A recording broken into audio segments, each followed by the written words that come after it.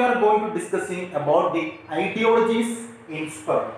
So the ideologies inspired. ആശയങ്ങൾ പ്രചോദകമാകും. Okay. So the various thinkers and their ideologies that played a major role in making the aware of the people about the inequalities and the exploitations in French society. Okay. എന്ന് വെച്ചാൽ French സമൂഹത്തിലെ പ്രധാനപ്പെട്ട ചില ചിന്തകന്മാരുടെയും അതുപോലെ തന്നെ അവരുടെ ആശയങ്ങളും French സമൂഹത്തിലെ ജനങ്ങൾക്ക് ഇവർ നേരിട്ടുകൊണ്ടിരിക്കുന്ന ഇനിക്വാലിറ്റി, അസമത്വം അല്ലെങ്കിൽ വിവേചനം ആൻഡ് ഈ എക്സ്പ്ലോയിറ്റേഷൻ, വിവിധ ചൂഷണങ്ങളും മനസ്സിലാക്കുന്നതിന് പ്രധാനപ്പെട്ട ഒരു പങ്ക് വഹിക്കുന്നുണ്ട്. അപ്പോൾ നമുക്ക് ഇവിടെ പ്രധാനമായിട്ടും 3 ഫിലോസഫേഴ്സിനെ കുറിച്ചും ഇവരുടെ ഇമ്പോർട്ടൻ്റ് ആയിട്ടുള്ള ചില തോട്ട്സുകൾ അല്ലെങ്കിൽ ഐഡിയോളജീസിനെ കുറിച്ചുമാണ് നമുക്ക് ഡിസ്കസ് ചെയ്യാനുള്ളത്. അപ്പൊ 3 ഫിലോസഫേഴ്സ് ആരൊക്കെയെന്ന് വെച്ചാൽ the first one Voltaire, second one Rousseau and third one Montesquieu. അപ്പോൾ നോക്കുക, അപ്പൊ നമ്മുടെ ഇവിടെ പഠിക്കാനുള്ള 3 ഫിലോസഫേഴ്സ് ആരൊക്കെയെന്ന് വെച്ചാൽ first one Voltaire, second one Rousseau and third one Montesquieu. ഈ 3 ഫിലോസഫേഴ്സിനെ കുറിച്ചും ഇവരുടെ ഐഡിയോളജീസിനെ കുറിച്ചുമാണ് നമുക്ക് അടുത്തതായി പഠിക്കാനുള്ളത്. അപ്പൊ ശ്രദ്ധിക്കാം, ഫസ്റ്റ് വൺ വോൾട്ടയർ. വോൾട്ടയർ എന്ന ഫിലോസഫറുമായിട്ട് കണക്ട് ചെയ്യുന്ന കുറച്ച് കാര്യങ്ങളാണ് നമുക്ക് നെക്സ്റ്റ് പഠിക്കേണ്ടത്. അപ്പൊ ഈ വോൾട്ടയറുമായി ബന്ധപ്പെട്ടുകൊണ്ട് 2 ഐഡിയോളജീസിനെ കുറിച്ചാണ് നമുക്ക് പഠിക്കാനുള്ളത്. The first one, the Voltaire, he was ridiculed exploitations of the clergy against the middle class. And second one, he was promoted the rational thinking and ideals of equality and humanism in French society. അപ്പം വോൾട്ടയറുമായി connect ചെയ്യുന്ന പ്രധാനപ്പെട്ട 2 ideologies ഉണ്ട്.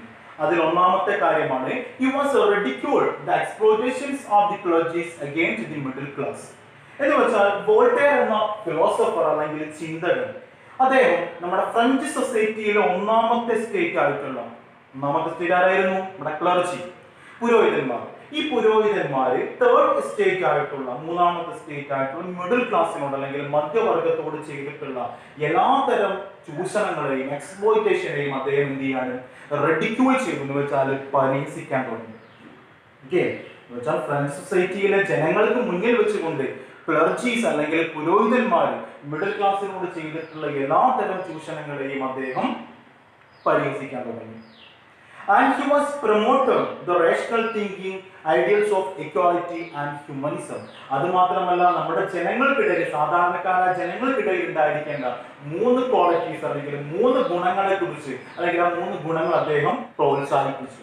First one rational thinking. നമ്മൾ ഏതൊരു വ്യക്തിക്കും ഉണ്ടായിരിക്കേണ്ട ഏറ്റവും പ്രധാനപ്പെട്ട ഒരു ക്വാളിറ്റിയാണ് റേഷണൽ തിങ്കിങ്. എന്ന് വെച്ചാൽ യുക്തിചിന്ത, ഐഡിയൽ തിങ്കിങ് എന്ന് പറയുന്നത്. എന്ന് വെച്ചാൽ ഒരു കാര്യം അത് ശരിയാണോ തെറ്റാണോ എന്ന് തിരിച്ചറിയാനുള്ള നമ്മുടെ ഒരു ബുദ്ധിശക്തിയാണ്. 2 ഇക്വാലിറ്റി എന്ന് വെച്ചാൽ നമ്മുടെ ജനങ്ങൾക്കിടയിൽ ഉണ്ടായിരിക്കേണ്ട മറ്റൊരു ക്വാളിറ്റിയാണ് ഇക്വാലിറ്റി എന്ന് വെച്ചാൽ സമത്വം. ദെൻ തേർഡ് വൺ ഹ്യൂമനിസം എന്ന് വെച്ചാൽ എന്താണ്? മനുഷ്യ സ്നേഹം. ഓക്കെ, അപ്പൊ റേഷണൽ തിങ്കിങ്, യുക്തിചിന്ത, ഇക്വാലിറ്റി, സമത്വം ആൻഡ് ഹ്യൂമനിസം, മനുഷ്യ സ്നേഹം. ഈ 3 ക്വാളിറ്റി അല്ലെങ്കിൽ 3 ഗുണങ്ങളെ അദ്ദേഹം ജനങ്ങൾക്കിടയിൽ പ്രോത്സാഹിപ്പിക്കാൻ തുടങ്ങി.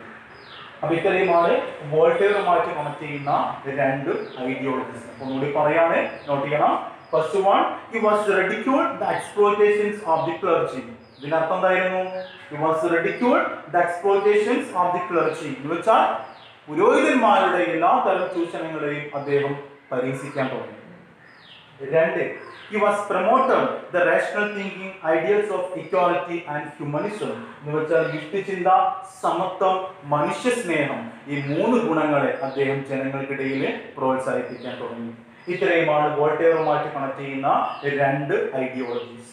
അപ്പോൾ ശ്രദ്ധിക്കാം. അപ്പോൾ നെക്സ്റ്റ് നമുക്ക് നോക്കേണ്ട ഫിലോസഫർ എന്ന് പറയുകയാണെങ്കിൽ റൂസോയെ കുറിച്ചാണ് നമുക്ക് പഠിക്കുന്നത്. Okay, Rousseau, he was also considered as the father of French Revolution. French വിപ്ലവത്തിന്റെ പിതാവ് എന്ന് കൂടി അറിയപ്പെട്ടിരിക്കുന്ന ഒരു ഫിലോസഫർ ആയിരുന്നു റൂസോ. ഓക്കെ, അപ്പൊ ഇതേമായി കണക്ട് ചെയ്യുന്ന 2 തോട്ട്സുകൾ, 2 ആശയങ്ങളെ കുറിച്ച് നമുക്ക് പഠിക്കാനുണ്ട്. ദ ഫസ്റ്റ് വൺ ഇമ്പോർട്ടന്റ് ആണ്, നോട്ട് ചെയ്യണം. ശ്രദ്ധിക്കുക. He was spelled out the importance of freedom with a statement, man is born free, but everywhere he is in the chain. Repeat here. He was spelled out the importance of the freedom with a statement, man is born free, but everywhere he is in the chain. എന്ന് വെച്ചാൽ എല്ലാ മനുഷ്യരും സ്വതന്ത്രമായി ജനിക്കുന്നു, അല്ലെങ്കിൽ സ്വതന്ത്രമായി ജനിക്കുന്ന മനുഷ്യൻ എല്ലായിടങ്ങളിലും ചങ്ങലകളിൽ ആയി പോകുന്നു എന്നൊരു സ്റ്റേറ്റ്മെന്റിലൂടെ റൂസോ ജനങ്ങൾക്ക് അവരുടെ സ്വാതന്ത്ര്യത്തിന്റെ പ്രാധാന്യം വ്യക്തമാക്കി കൊടുക്കുന്നു. ഓക്കെ, അപ്പൊ ഇങ്ങനെ പറഞ്ഞു കഴിഞ്ഞാൽ ചിലപ്പോൾ നമുക്കത് മനസ്സിലാവുന്നുണ്ട്. ഇതിൽ ഫിലോസഫി കുറച്ച് കട്ടിയാണ്. അപ്പൊ നമ്മൂടി ലഘൂകരിക്കുകയാണെങ്കിൽ ശ്രദ്ധിക്കാം, every human beings are born free, but the middle class they are become slaves under the autocratic rulers. ഇത് നമുക്ക് കുറച്ചുകൂടി വ്യക്തമാകുന്ന രീതിയിലാണ് പറയുന്നത്. എന്ന് വെച്ചാൽ എല്ലാ ജനങ്ങളും സ്വതന്ത്രമായി ജനിക്കുന്നു, പക്ഷെ അതിൽ ഒരു കാറ്റഗറി എന്ന് വെച്ചാൽ നമ്മുടെ മിഡിൽ ക്ലാസ് മധ്യവർഗം ഇവർ ഏകാധിപത്യ ഭരണാധികാരികൾക്ക് കീഴിൽ അടിമകളായി പോകുന്നു. അപ്പൊ ഇവിടെ റൂസോ പറഞ്ഞിരിക്കുന്ന സ്റ്റേറ്റ്മെന്റിലെ ചെയിൻ അത് ഒരു സിമ്പിളാണ്. എന്തിന്റെ സിമ്പിളാണെന്ന് വെക്കുകയാണെങ്കിൽ സ്ലേവറി, അടിമത്തത്തിന്റെ സിമ്പിൾ ആയിട്ടാണ് ഇവിടെ ചെയിനെ കാണുന്നത്. ഓക്കെ, ഇതാണ് റൂസോയുടെ ഏറ്റവും പ്രധാനപ്പെട്ട ഒരു statement. Then second one, he was declared that the people are the sovereign of the nation. Okay, ഇപ്പൊ രണ്ടാമത്തെ സ്റ്റേറ്റ്മെന്റ് പറഞ്ഞിരിക്കുന്നത് he was declared that the people are the sovereign of the nation. രാജ്യത്തിന്റെ ഏറ്റവും പ്രധാനപ്പെട്ട പരമാധികാരികൾ അല്ലെങ്കിൽ ഏറ്റവും സുപ്രീം അതോറിറ്റി അത് ജനങ്ങൾ മാത്രമാണ് എന്ന് കൂടി അദ്ദേഹം പ്രഖ്യാപിച്ചു. ഓക്കെ, അപ്പൊ ഇതാണ് റൂസോയുടെ രണ്ട് സ്റ്റേറ്റ്മെന്റുകൾ. First one, he was spelled out the importance of the freedom with a statement, man is born free but everywhere he is in the chain. സ്വതന്ത്രമായി ജനിക്കുന്ന മനുഷ്യൻ എവിടെയും ചങ്ങലയിലാണ് എന്നൊരു പ്രസ്താവനയിലൂടെ ജനങ്ങൾക്ക് അവരുടെ സ്വാതന്ത്ര്യത്തിന്റെ പ്രാധാന്യം വ്യക്തമാക്കി കൊടുത്തു. Then second one, he was declared that the people are the sovereign of the nation. രാജ്യത്തിന്റെ ഏറ്റവും വലിയ പരമാധികാരികൾ അത് ജനങ്ങൾ മാത്രമാണ് എന്ന് അദ്ദേഹം പ്രഖ്യാപിക്കുകയും ചെയ്തു. അപ്പൊ ഇത്രയുമാണ് റൂസോയുടെ സ്റ്റേറ്റ്മെന്റുകൾ. Then last one, Montesquieu. ഇതാണ് നമുക്ക് അവസാനമായിട്ട് പഠിക്കാനുള്ള ഫിലോസഫർ Montesquieu. അപ്പൊ മോണ്ടസ്ക്യൂമായി ബന്ധപ്പെട്ടിരിക്കുന്ന സ്റ്റേറ്റ്മെന്റ് ശ്രദ്ധിക്കുക. He was encouraged the democracy and the republican form of government instead of autocracy. Okay, അപ്പൊ മോണ്ടസ്ക്യൂ പറഞ്ഞിരിക്കുന്ന ഏറ്റവും പ്രധാനപ്പെട്ട കാര്യം എന്ന് പറയുകയാണെങ്കിൽ he was encouraged the democracy and the republican form of government instead of the autocracy. എന്ന് വെച്ചാൽ ഏകാധിപത്യ ഭരണത്തിന് പകരമായിട്ടും ജനാധിപത്യം എന്ന ഒരു ഭരണരീതിക്ക് പ്രാധാന്യം കൊടുത്തിരിക്കുന്ന ഒരു ഫിലോസഫർ ആയിരുന്നു മോണ്ടസ്ക്യൂ. ഓക്കെ, അപ്പൊ ഏകാധിപത്യ ഭരണത്തിന് പകരം ജനാധിപത്യം എന്നൊരു സമ്പ്രദായത്തിന് പ്രോത്സാഹനം കൊടുത്തിരിക്കുന്ന വ്യക്തിയായിരുന്നു Montesquieu. And he was suggested the divisions of the powers of government into legislature, executive and judiciary. ഇതാണ് രണ്ടാമത്തെ ആശയം പറയുന്നത്. ഓക്കെ, എന്ന് വെച്ചാൽ ഒരു ഗവൺമെന്റിനെ 3 ഘടകങ്ങളായി തിരിക്കണമെന്ന് ആദ്യമായിട്ട് ആവശ്യപ്പെട്ടിരിക്കുന്ന ഫിലോസഫർ ആയിരുന്നു മോണ്ടസ്ക്യൂ. ആ 3 ഘടകങ്ങൾ നമ്മൾ 8ാം ക്ലാസ്സിൽ പഠിച്ചു പോകണം. അതിൽ ഒന്നാമത്തെ ഫാക്ടർ ലെജിസ്ലേച്ചർ എന്ന് വെച്ചാൽ നിയമ നിർമ്മാണ വിഭാഗം. നമ്മൾ പഠിക്കുന്നുണ്ട് 8ാം ക്ലാസ്സിൽ, എനിക്ക് തോന്നുന്നു 3rd ചാപ്റ്ററിൽ 3ാമത്തെ ചാപ്റ്ററിലാണ് നമ്മളിത് പഠിക്കുന്നത്. ദ ഫാക്ടേഴ്സ് ഓഫ് ഗവൺമെന്റ്, ഗവൺമെന്റിന്റെ 3 ഘടകങ്ങൾ. അതിൽ ഒന്നാമത്തെ ഘടകം എന്ന് പറയുകയാണെങ്കിൽ നമ്മുടെ മോണ്ടസ്ക്യൂ പറഞ്ഞിരിക്കുന്ന ലെജിസ്ലേച്ചർ ആണ്, എന്ന് വെച്ചാൽ നിയമനിർമ്മാണ വിഭാഗം. ദെൻ സെക്കൻഡ് വൺ എക്സിക്യൂട്ടീവ് എന്ന് വെച്ചാൽ നീതിന്യായ വിഭാഗം. സോറി നീതിന്യായ വിഭാഗമല്ല, കാര്യനിർവഹണ വിഭാഗം. ആൻഡ് തേർഡ് വൺ ജുഡീഷ്യറി, നീതിന്യായ വിഭാഗം. ഓക്കെ, ഒന്നുകൂടി പറയാണ്. The Montesquieu, he was suggested the divisions of the powers of government into legislature, executive and judiciary. ഒരു ഗവൺമെന്റിനെ പ്രധാനമായിട്ടും നിയമനിർമ്മാണ വിഭാഗം ലെജിസ്ലേച്ചർ, എക്സിക്യൂട്ടീവ് കാര്യനിർവഹണ വിഭാഗം ആൻഡ് ജുഡീഷ്യറി നീതിന്യായ വിഭാഗം എന്നിങ്ങനെ 3 കാറ്റഗറിയായി തിരിക്കണമെന്ന് ആദ്യമായിട്ട് ആവശ്യപ്പെട്ട ഫിലോസഫർ കൂടിയായിരുന്നു നമ്മുടെ മോണ്ടസ്ക്യൂ. ഓക്കെ, അപ്പൊ ഇത്രയുമാണ് നമുക്ക് 3 ഫിലോസഫേഴ്സിന്റെ ഐഡിയോളജീസിൽ പഠിക്കാനുള്ള പ്രധാനപ്പെട്ട കാര്യങ്ങൾ. അപ്പൊ ഒന്നുകൂടി പറയാണ്. The first one, Voltaire, the ideologies of the Voltaire, വോൾട്ടയറിന്റെ ഐഡിയോളജീസ്, ആശയങ്ങൾ.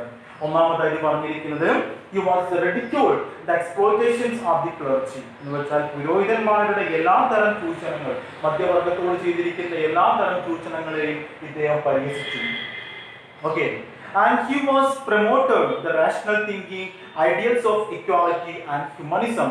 അതുമാത്രമല്ല യുക്തിചിന്ത, സമത്വം, മനുഷ്യസ്നേഹം എന്നിങ്ങനെയുള്ള 3 ആശയങ്ങളെ അദ്ദേഹം പ്രോത്സാഹിപ്പിക്കുകയും ചെയ്തു. Then second one, Rousseau. റൂസോയെ നമ്മൾ പറഞ്ഞിരിക്കുന്ന മറ്റൊന്നും കൂടിയുണ്ട് അല്ലേ, എന്തായിരുന്നു? He was also considered as the father of French Revolution. French വിപ്ലവത്തിന്റെ പിതാവ് എന്ന് കൂടി അറിയപ്പെട്ടിരിക്കുന്ന ഒരു ഫിലോസഫർ ആയിരുന്നു റൂസോ. ഇദ്ദേഹവുമായി ബന്ധപ്പെട്ടിരിക്കുന്ന 2 സ്റ്റേറ്റ്മെന്റുകളുണ്ട്. ദ ഫസ്റ്റ് വൺ, ഒന്നാമതായിട്ട് പറഞ്ഞിരിക്കുന്നത് he was spelled out the importance of the freedom with the statement man is born free but everywhere he is in the chain.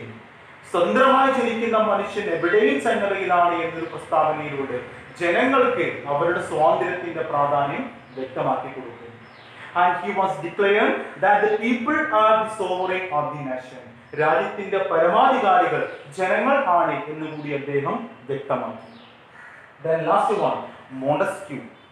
He was encouraged the democracy and the republican form of government instead of the autocracy. എന്ന് വെച്ചാൽ ഏകാധിപത്യ ഭരണത്തിന് പകരം ജനാധിപത്യം എന്നൊരു ആശയത്തിന് പ്രാധാന്യം കൊടുക്കുന്നു.